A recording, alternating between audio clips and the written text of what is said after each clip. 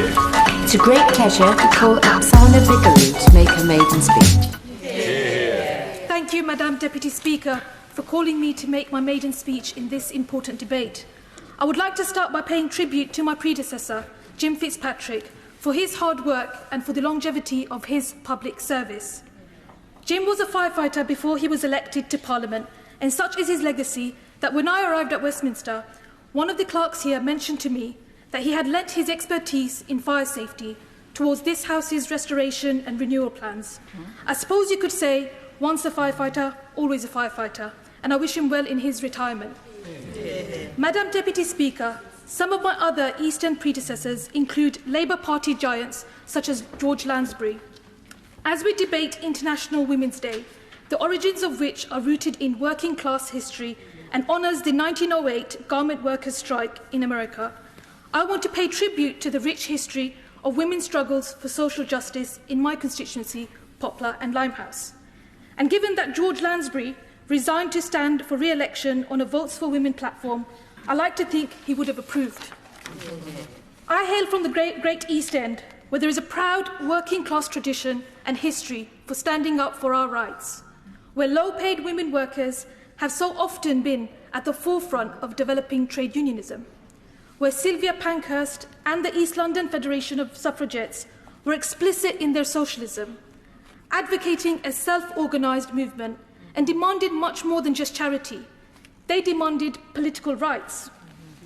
This is summed up in the first issue of the East London Federation of Suffragettes newspaper, The Women's Dreadnought, published on International Women's Day in 1914, which stated, "Some people say that the lives of working women are too hard and their education too small for them to become a powerful voice in winning the vote.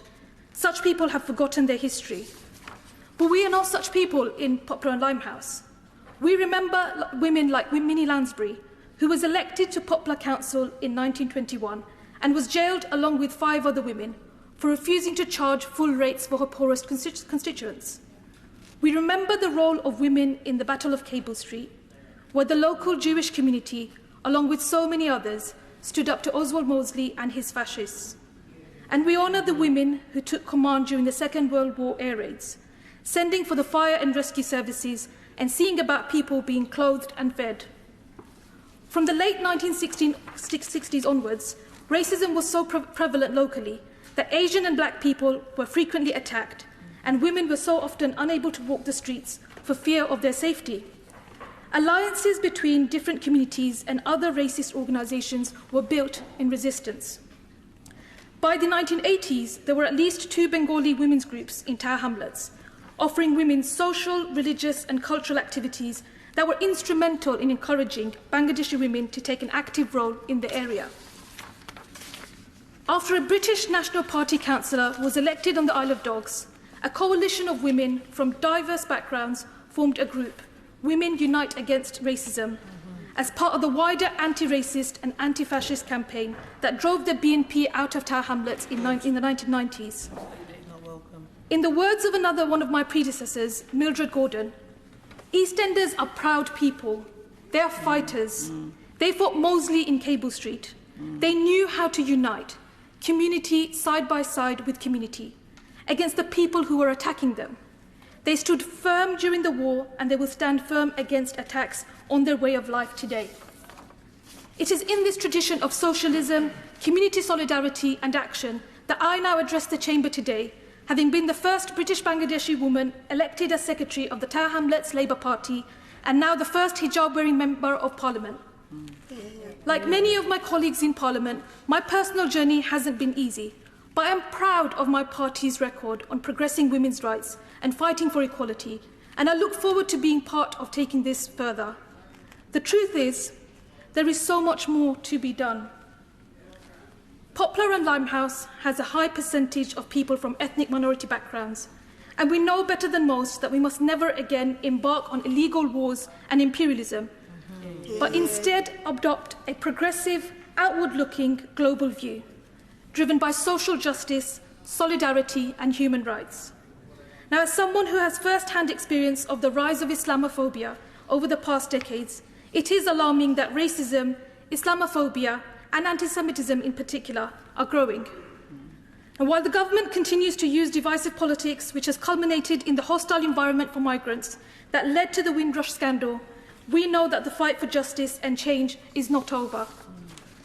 I will always stand with my constituency, diverse, dynamic, multicultural, multiracial, and with people of different faiths and none, and from all around the world, against intolerance, violence, and division. This includes campaigning for migrant rights, including the rights of EU citizens in Poplar and Limehouse and beyond. Madam Deputy Speaker, I wish my father, parent to 5 daughters and a forward-thinking community organiser himself, was still here to see me today. But I carry his encouragement, guidance and inspiration with me in everything that I do. Likewise, the support I have received from the people of Poplar and Limehouse, where I am proud to have been born and raised, and the trust they have put in me to be their MP is truly humbling. I feel the weight of responsibility and duty on my shoulders, and I will fight with all my breath and my energy in order to carry on the legacy of those who have gone before me, opposing at every step of the way the broken, failed economics that has served only to enrich the few at the expense of the many, and which far too often has left so many constituents to bear the brunt of the brutality of austerity. Whilst Poplar and Limehouse is an amazing place to live, it is on the front line of Conservative austerity attack.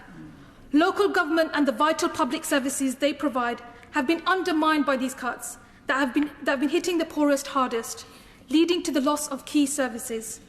I am angry that we have one of the highest rates of child poverty in the country, whilst being on the doorstep of one of the largest financial centres in the world. It's simply unacceptable that the diverse needs of our children are not being met. And I'm angry that around 1/5 of residents in my constituency are paid less than the living wage. I'm angry that we struggle with the housing crisis and the near impossible situation of having soaring monthly rents, which all too often means people, particularly those on low incomes, are faced with an increased risk of homelessness. The leadership of the Right Honourable Member for Islington North has achieved so much in shifting the debate on austerity and public ownership towards a vision of a fairer, more equal society. It is, however, heartbreaking that we are now faced with 5 more years of hardship, which will be devastating for my constituents. But so many new Labour MPs, like me, are working class, women and from ethnic minority backgrounds, with lived experiences of the reality of people's day-to-day lives. The East End has always been a bedrock of diversity, resilience and resistance. It is in this spirit that I will seek to hold this government to account over the next 5 years.